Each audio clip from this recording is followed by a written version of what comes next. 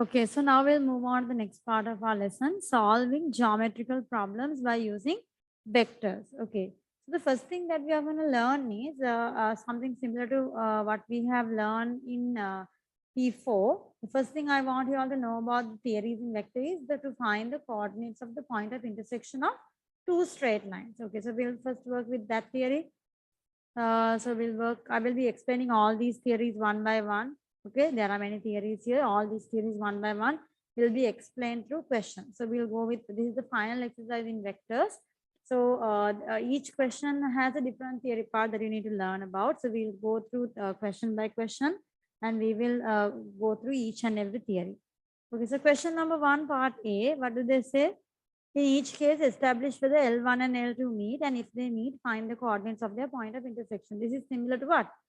P4. So in P4, you have found, you have learned how to establish whether two lines are meeting, right? So shall I write this downwards? 1, 3, 0 plus lambda times 1 minus 1, 5. This is the equation of line 1. Line 2 equation is minus 1 minus 3, 2. Plus mu times 1, 1, 2. So now what do we do here? We get three equations, right? So if I get this together, what do I get? 1 plus lambda, 3 minus lambda, 0 plus 5 lambda. Over here I get minus 1 plus mu, minus 3 plus mu, 2 plus 2 mu. So what do we get here? 1 plus lambda equal minus 1 plus mu. Solve this equation, make lambda and mu the subject. 3 minus lambda equal minus 3 plus mu. 0 plus 5 lambda equals 2 plus 2 mu. So first what we'll do is we'll solve the first two equations, get the lambda and mu values, and when we substitute the third equation should tell us whether the lines meet or not. So solve the first two equations, get me the lambda and mu values.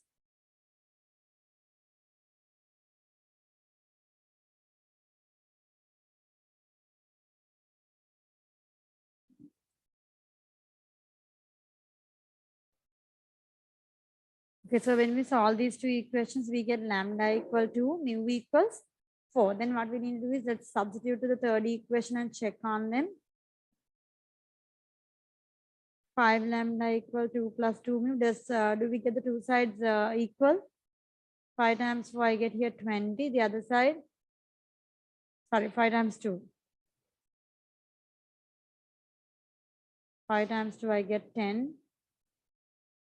2 plus 2 times 4, which is 8. 8 plus 2, 10. Yeah, the two sides are equal. Thereby, the lines intersect. The lines intersect. And then what do we do? We'll substitute that in the third equation.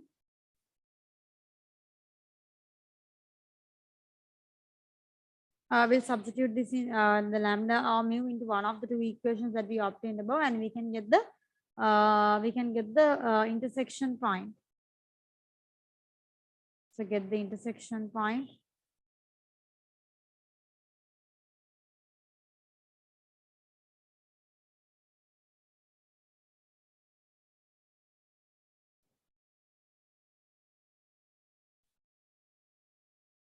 So I will substitute to the first equation. We could even go with the second. Lambda is 2. So 1 plus 2, the coordinate 3. 3 minus 2 is 1. 5 times 2 is 10. So the point of intersection of the two lines are, the point of intersection is 3, 1 and 10. Okay. So this is the first theory. The first theory is we determine the point of intersection of two lines. Now, by the way, if the third equation did not become equal, what does it mean? It means the two lines will not intersect. So if by any chance when you substitute the lambda mu to the third equation, and if it does not become equal, it means the two lines will not meet. Okay. Okay, then we'll go to the next theory part. So this section that we covered, the first section that we covered in exercise 6F is the intersection of two straight lines, establishing whether two straight lines meet, and if they meet their point of intersection. Okay, so now we'll move on to the next part. We are going to find the place where the line meets a plane. So then you can write a subtopic now in the next question. Each question gives us a new theory part. So for the second question, we can write the theory part as the intersection of a line and a plane. So write the topic as intersection of a line and a plane, and let's see how we can solve. Okay, so part A, the line equation is given as 1, 1, 1 plus lambda times minus 2, 1 minus 4. Agreed? And then the plane equation is given to you as r dot. I mean, you know, the plane equation is r dot n equal a dot n. Do you remember? So r dot n is 3 minus 4, 2 equals 16. So how do we establish, how do we find the cutting point of the line and the plane? Now, you know, a plane is something like this. A line goes through and it cuts and goes, right? The line comes here and goes out.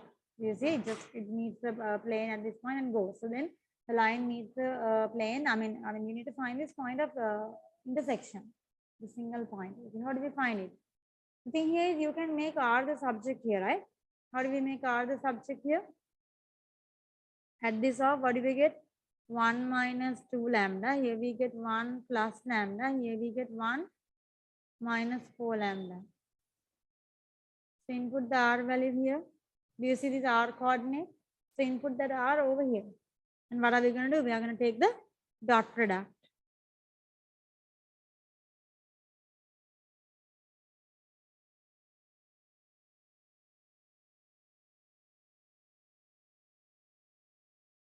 Equals 16.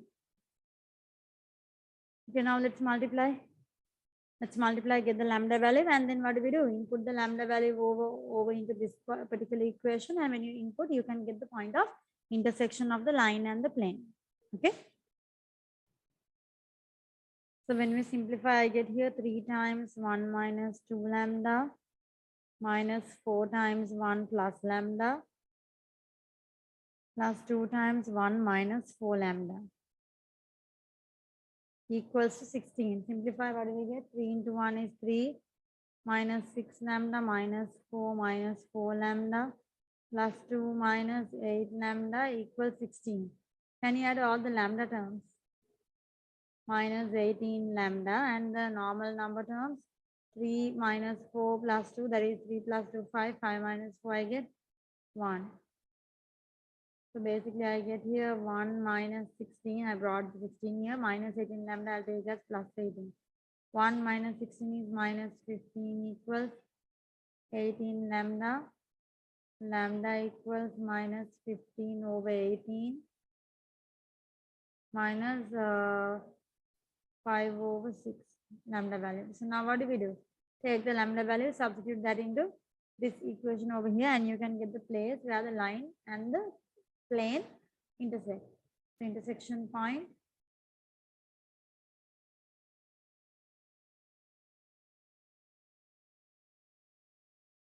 So what is the intersection point? 1 minus 2 lambda,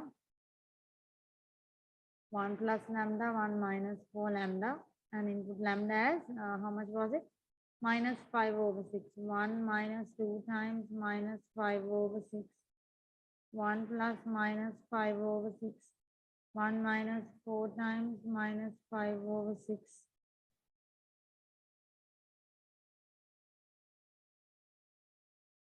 How much do we get? 8 over 3. 1 over 6.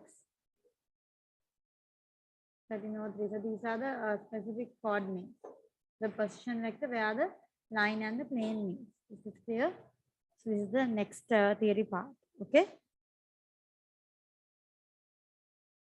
Okay. So now we'll move on to the next part of our lesson. We are going to find the point of intersection, or rather it's not a point, but the line of intersection of two planes. So we have two planes, and when two planes intersect, you need to realize when two planes intersect, what happens? We end up creating a line. Basically, when two planes intersect, you end up creating a line at the place where they intersect. Okay, so two planes don't intersect at a single point. Okay, always when planes intersect, they intersect at a line. I mean, when the two planes meet, we create a straight line. So now what you're going to do is they are asking you find the equation of that line of intersection of the two planes. They've given you the two planes. Shall we take it? The first one, plane one equation is given as r dot. Let's write it down. 3i minus 2j minus 1k equals 5, and the plane 2 equation is given as r equals r dot. R dot, the n equation is 4 minus 1 minus 2 equals to 5. Are you with me? R dot n equal a dot n. So what do we do here? What I want to do here is convert both of these plane equations to Cartesian equations. How do you convert to Cartesian? Normally R we can write as xyz. R is any general point on the plane, right? 3 minus 2 minus 1. Can you convert this to Cartesian? I get here 3x minus 2y minus z equals 5. Do the same to the other. R here is xyz.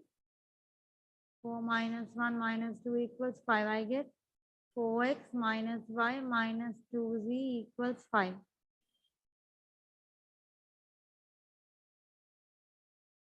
Okay, then what I wanted to do is take these two equations and remove one variable. Like basically I want to take these two equations and either eliminate x or eliminate y or eliminate z. Eliminate anyone who is easy. So shall we try to maybe, try to eliminate one of them?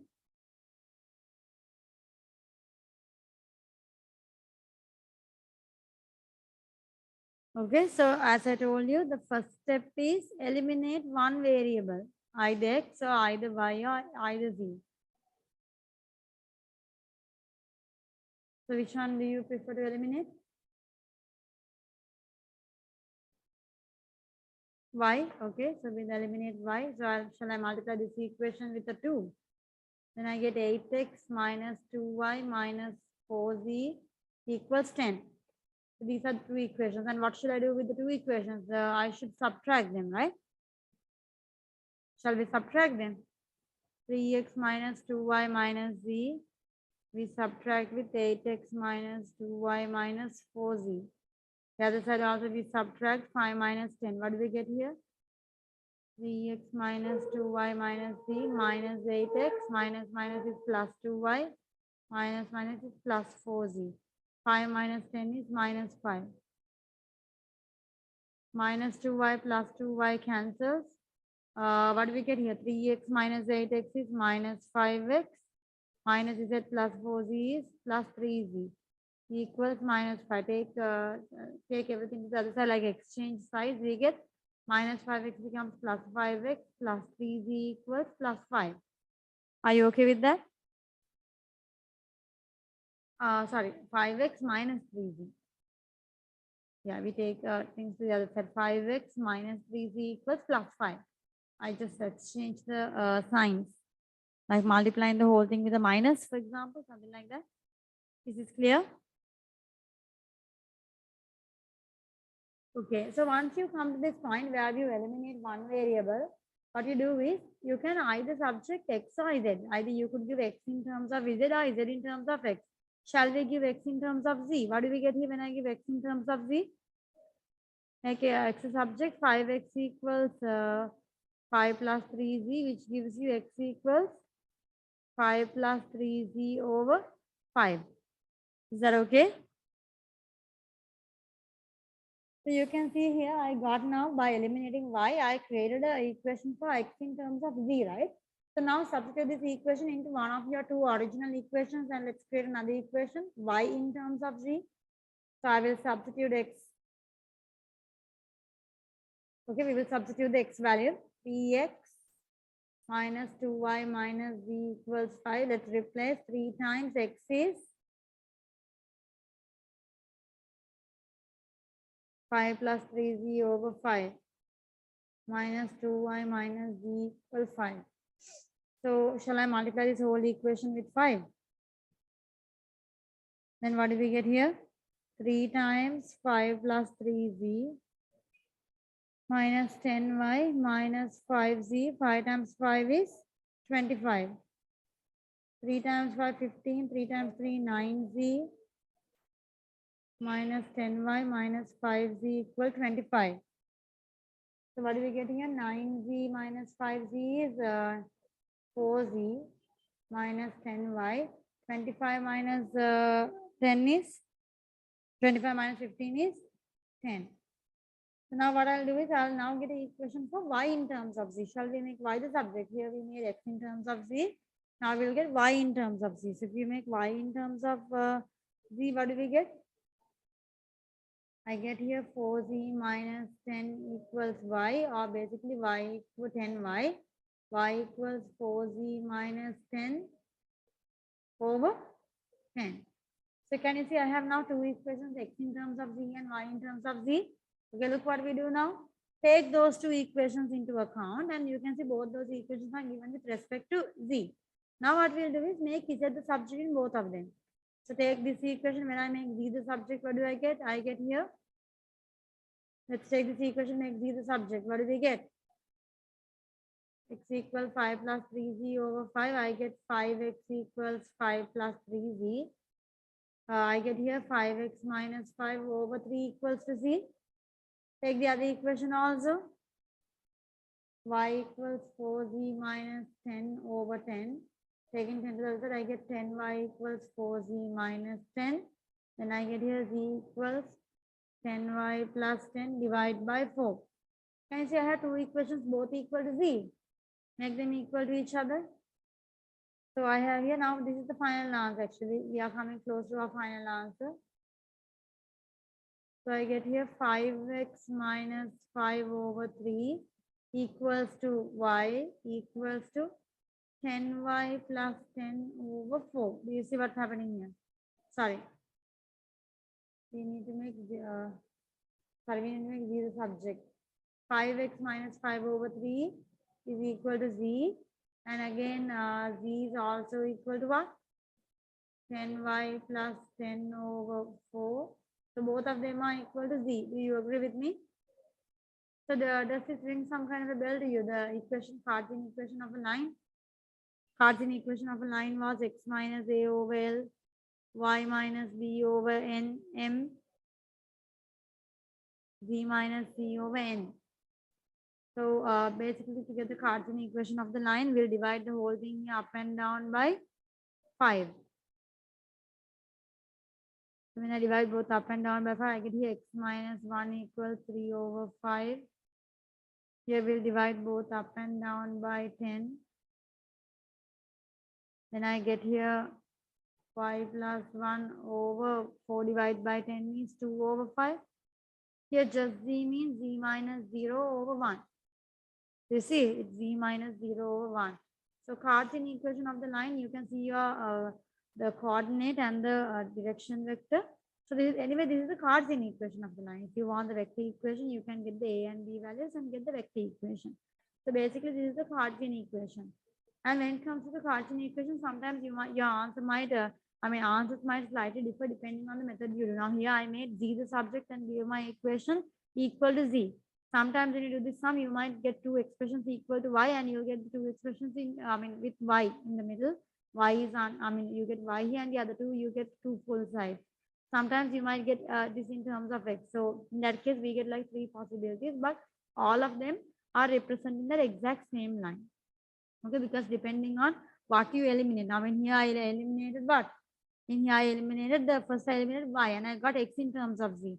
So we could have easily just as well decided that we would have eliminated z in the first go and got x in terms of y.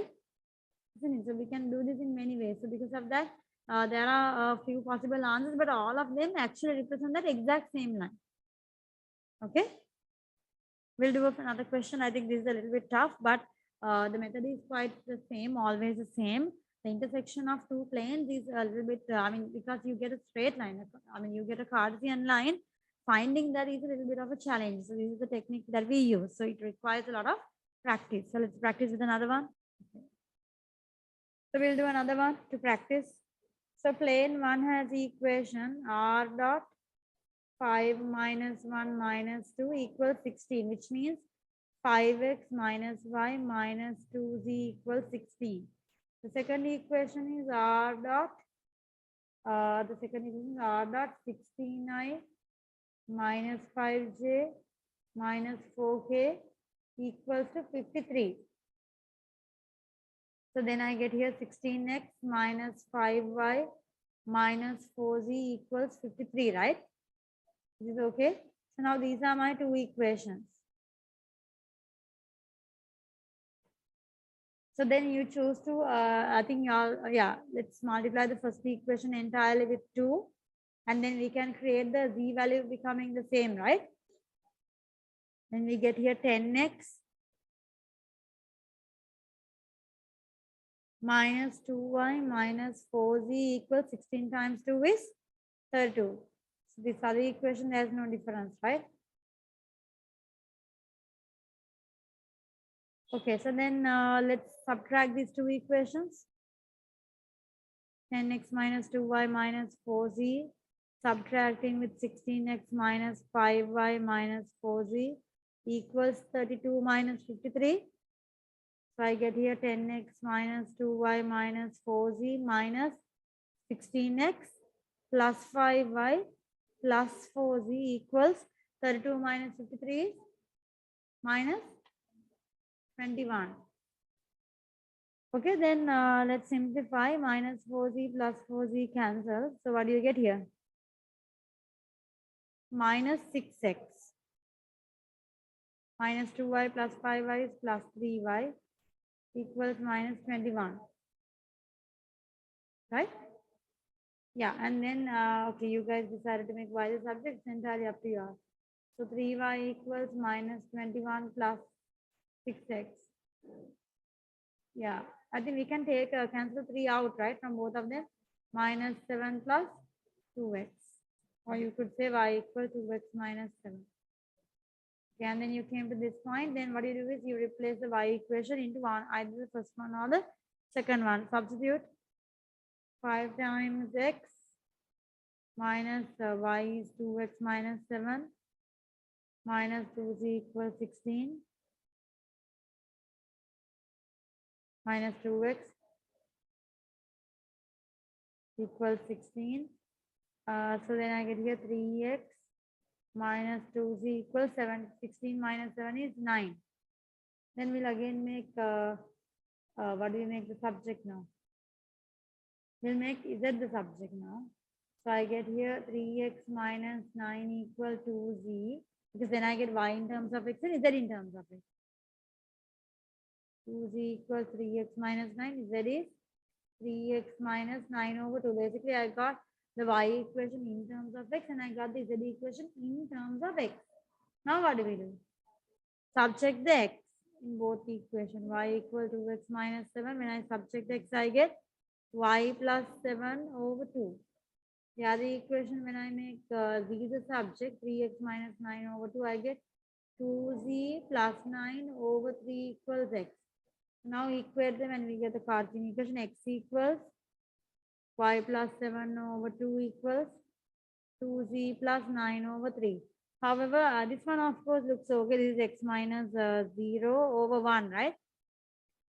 This is y plus 7 over 2, no problem here. But here we have 2z. We can't have it with 2. So I will divide up and down by 2. What do we get?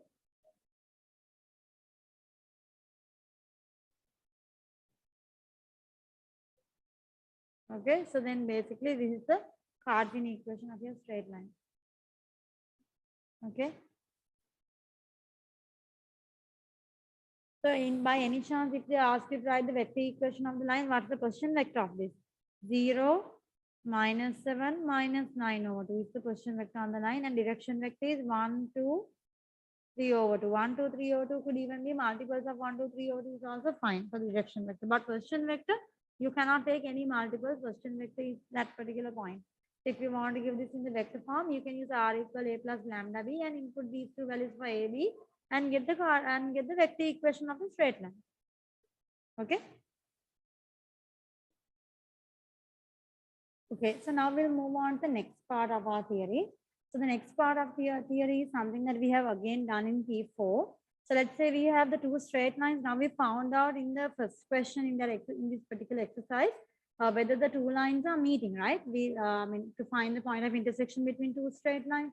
So now what we are going to do is we are going to take that idea further and we are going to see the angle at the point of intersection. Okay. So angle between intersecting lines, right? So this is the next theory. Angle between intersecting straight lines.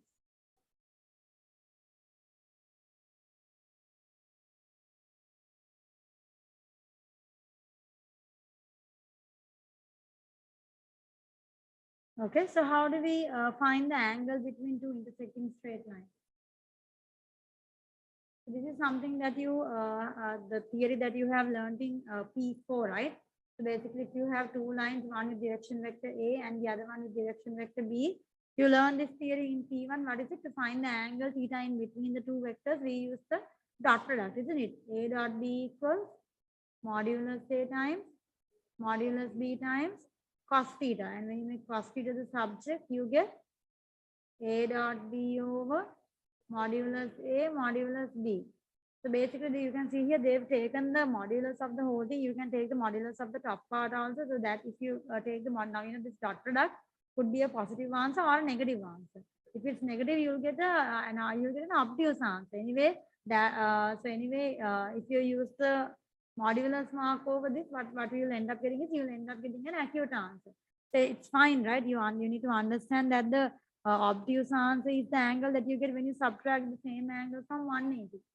Okay, so even if you do get an obtuse answer, you could deduct it from 180 and get the acute answer anyway. So here, if you use the modulus mark for the whole thing, take the cos inverse of a positive product, you will end up getting an acute answer, an acute angle. Okay. So what does A and B represent? A and B represents the direction vectors of your two straight lines. So if we apply this into two real equations, let's say one equation of a straight line is line 1 r equal a plus lambda b. Let's say line 2 is r equal a plus mu c. Sorry, not a. R equals c plus mu d. Okay, so how do I get the direction vector between these two, the angle between these two intersecting straight lines? How do I get this angle? So what should I consider here for A and B? Should I just take the A and B that I see over here in one line? No. Here A and C represent position vectors on a line L1 and line 2. So basically what I should do here is I should consider what? The direction vectors B and D. These two are what's going to contribute me to help my theta value. So what do we get here? Cos theta, or we could say here cos theta equals to what? B dot D over modulus B modulus D, whole thing modulus. This could help you to find the angle between two intersecting straight lines. And remember, B and D are what? B and D are the direction vectors of your two straight lines. Is that clear? Okay, so then now we'll move to the next theory part. The next theory part we are going to do is we are going to find the angle theta between an intersecting line and a plane. So we are going to calculate the angle between right now, angle between line and plane. Okay, so when an angle and a plane meets, okay, so what's the angle that it meets? So say you have a plane and a straight line, so this meets like this. So what's the angle that it makes? This angle. What's the angle that your straight line makes when it intersects with the plane? Okay, so how do we get this angle? You don't need to go into any of this. We are allowed to use these equations. So I'm not going to go into the proof. We can directly use. So let's see the equation of our straight line is r equals a plus lambda b. And the equation of our plane, r equal a plus lambda b is the line, and the plane, capital phi, plane is r dot n equals p. Right, so these are the standard equations for line and plane. So the angle, the sine theta, or for the theta of the angle between the planes, for the sine theta of the angle in the plane, the equation, the theta, the sine theta can be derived by using b dot n over modulus b modulus n, and the whole thing modulus in order to prevent the b dot n becoming negative and giving an obtuse answer. So do you see here who are b and n? B is the direction vector of the line, n is the vector who is perpendicular to the plane. Are you with me? B is the direction vector of the line and n is the vector who is perpendicular to the plane. So basically, when you use this formula, you can directly get the angle between the line and the plane. Is that clear? Okay, then we'll go for the next theory part. The next theory part is, write down the next theory part, calculating the angle between two intersecting planes. Angle between two intersecting planes.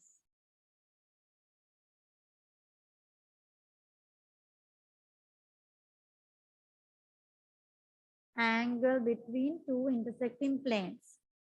So how do we get the angle between two intersecting planes? So let's say the plane 1 equation is r dot n1 equal p1. And let's say the plane 2 equation is r dot n2 equal p2. So if you want to find the angle between the two planes, the equation is given as cos theta equal n1 dot n2 over modulus n1 times modulus n2. Okay, so here what does n1 n2 represent? Here both n1 and n2 are the two perpendicular vectors to the plane. This is clear? So then we can, make sure you have a short note of this in your formula book as well, so it's easy for you to remember. And then we can apply these into our questions in the exercise now. Okay.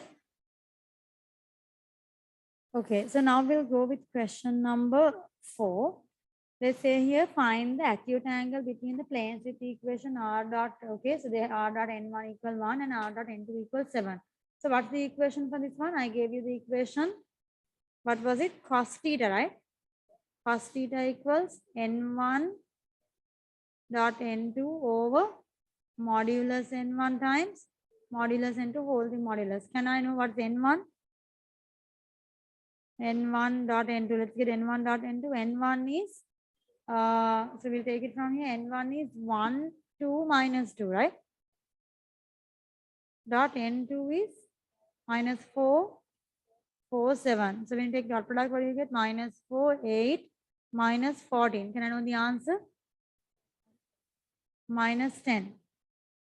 And then can I know modulus n1 value? Modulus n1 is 1 square plus 2 square plus minus 2 square square root, which gives me 3. Modulus n2 minus 4 square plus 4 square plus 7 square. How much? 9. So therefore now we'll use the equation n1 dot n2 was minus 10 over 3 into 9. So we take the modulus of the whole thing and take cos inverse. So how much is theta? Cos inverse of, we don't need to give the minus. So 10 over 3 times 9 is 27. How much is theta?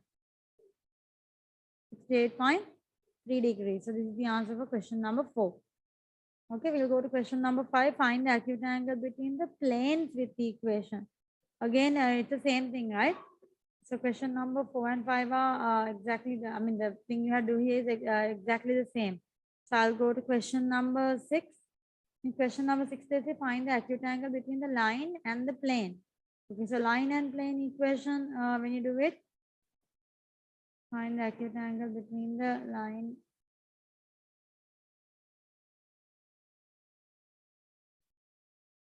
Let's take it. Okay. Okay, so find the acute angle between the line and the plane. Okay, so what's the equation for line and plane? Sin theta equals, what was it?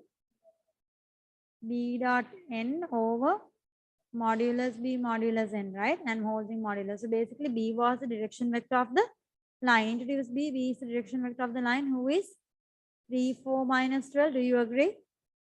Direction of vector of the line, while n is the perpendicular vector of the plane, which is r dot n, which is 4, minus 4, minus 7. Is that clear? So let's get the b dot n value. How much is b dot n? 3, 4 minus 12 times. 4 minus 4 minus 7. How much do we have? 12 minus 16 minus, how much is it? Plus 84. What is the answer? 80. And then modulus b is 3 square plus 4 square plus minus 12 square square root. How much? 13. Modulus n is 4 square plus minus 4 square plus minus 7 square, which is 9. Okay, so we are done. Now it's the time to substitute. Sin theta equal b dot n, answer is 8 divided by modulus b is 13. This is 9. So the modulus means to take the inverse of the positive answer. Sin inverse of this answer, 80 over 13 times 9 is 43.1 degrees. Okay, then question number 8.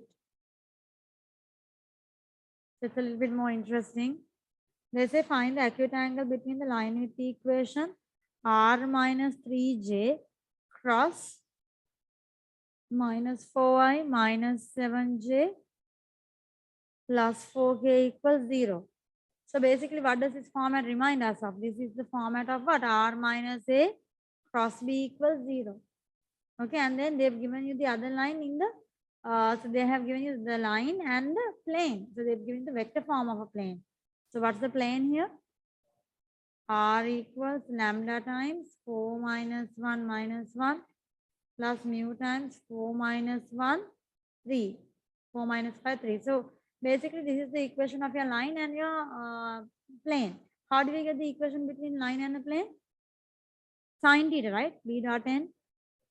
Sin theta equal b dot n over modulus b into modulus n. However, the issue here is we need to identify who's our b and who's our n. B is the direction vector of the line. So I think we know the direction vector of the line here.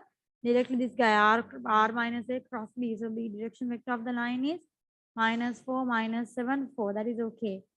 Okay, how do I get the vector who is perpendicular to the plane? N is the vector who is perpendicular to the plane in the r dot n equal a dot n format.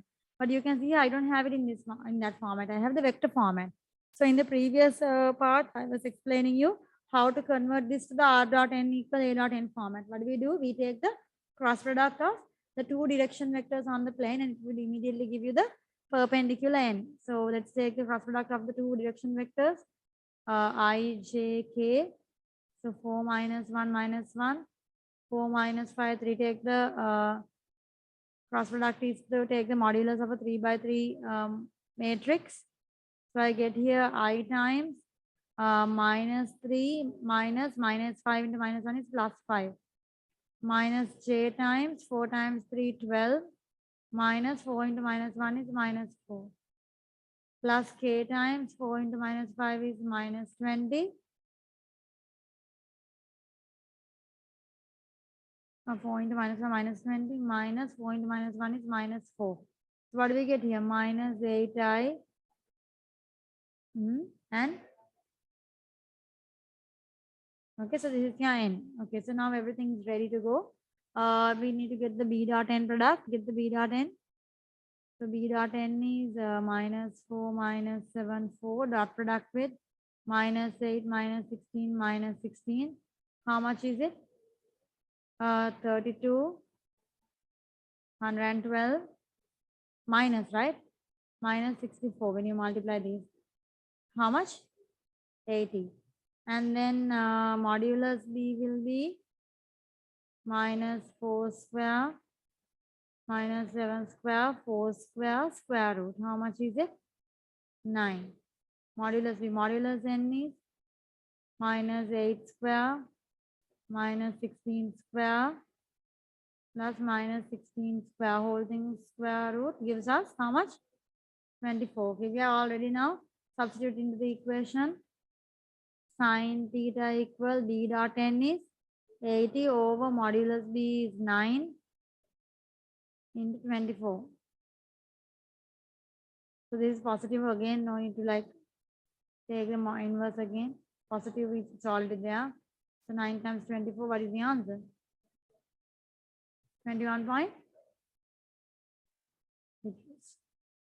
It's clear? Then, okay, so in the next part of our lesson, we are going to learn how to find the perpendicular distance from a given point to the plane. How to find the perpendicular distance from a given point to the plane. So there are two ways of doing this. First, I'll teach you the manual method of doing, and then we will work with the easy technique. So they say here, given that D is the length of the perpendicular from the origin to a plane, show that the equation, okay. So basically this is what I wanted to do. Okay, if they give you the equation of a plane r dot n equal some, you get r dot n equal p, right? So what you do here is, we make n is the vector who is perpendicular to the plane, right? So what we do here is, we write in the form r dot n hat. By n hat, what we mean is, n hat is a unit vector. How do we make n into n hat? How can I convert n to n hat? N hat is a unit vector. How can I make this vector into a unit vector? Divide the vector by its own modulus, and then you create the unit vector. So basically, if we take r dot n equal p equation, now we know here p is a constant, right?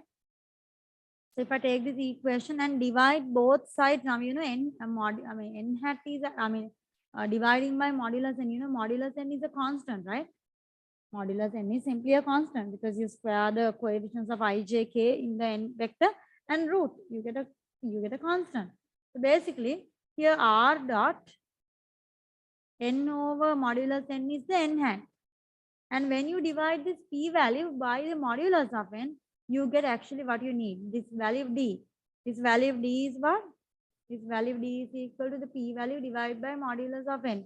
So when you do this d distance is actually what? It's the distance between the origin and the plane. Basically, say your origin is like this. The plane is like this. Let's say this is the origin. So basically what this does is, the distance d calculates the perpendicular distance from the origin O to the plane. Okay, so basically it gives the distance between the origin to the plane. Okay, so first make a note of this. We'll do one sum, and then I'll teach you another. There's a much more easier technique to get the distance as well. Okay. So then what you do here is, you need to make sure you mark, the topic here is the finding the perpendicular distance from where? Finding the perpendicular distance from the origin to the plane. Okay, finding the perpendicular distance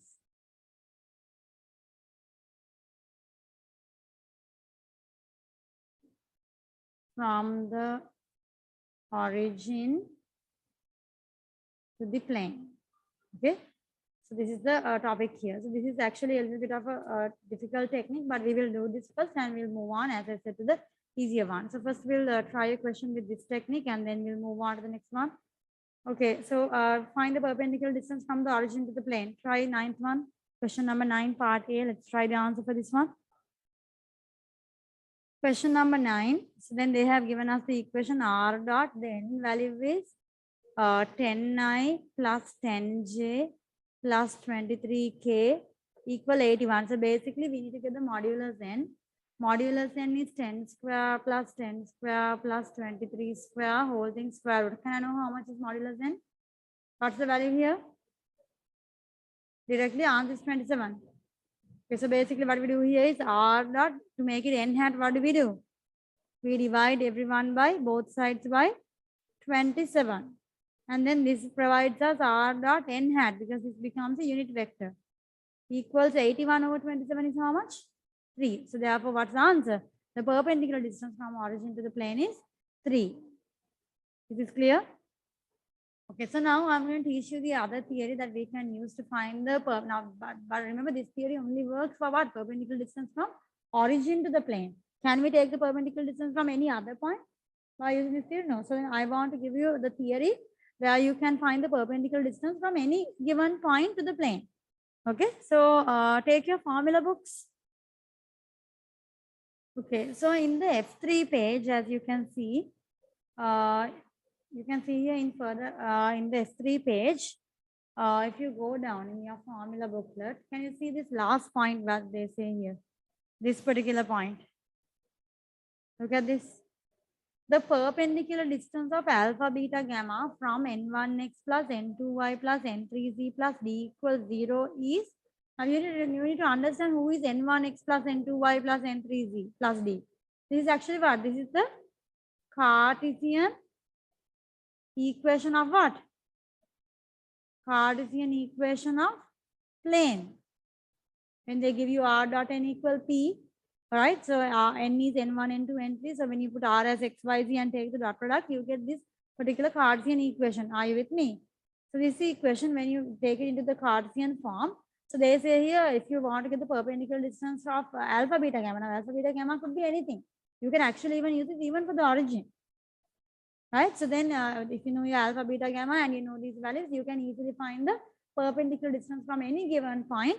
From any given point, you can find the perpendicular distance between that given point and the plane. Okay, so make a note of this. That's the next thing, and we will learn how to use this now in the question. Okay, so now shall we use this theory on part B? We can even use it on part A, and you could get the answer as 3 again. Let's do for part B. So part B, they have told you again the perpendicular distance from the point -1, -1, 4, which means what? -1, -1, 4 is your alpha, beta, and gamma. And then you need to convert the equation, the scalar form of the plane into Cartesian form. So r dot n, 10i, 10j plus 23k equal 81. Can you convert? What do you get here? Shall I directly write 10x plus 10y plus 23z equals 81? Do you agree with me? Okay, so then make sure everything equals to what? In the format I gave you, everything equals to 0. So make sure you take the 81 to the other side, minus 81. So now you have the n1, n2, n3 and the d, and you have alpha, beta, gamma. Okay. So get the distance. N1 is 10 times, alpha is -1. Are you with me? 10 times alpha is -1. N2 is 10 times, beta is -1. Are you with me? Just follow the values, okay? Plus N3 is 23 times, gamma is 4. N1 alpha, N2 beta, N3 gamma, plus D is -81. The modulus of the whole thing, you have to make it positive. Divide by N1 square plus N2 square plus N3 square, whole thing square root. Get the answer? First type the top part and get the answer, see whether it's a positive figure or a negative figure. Type the top part first, -20, here we get -10, -10, 23 times 4 we get 20, 92, -81. Now take the modulus of whole thing, divide by what's the root here? 10 square plus 10 square plus 23 square.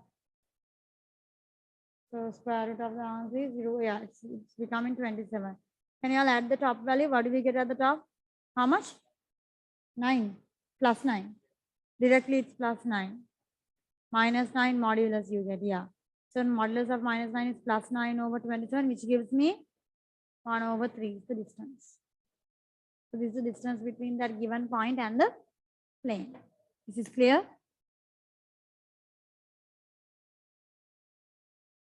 Okay, so I hope all of you understood how to use this theory.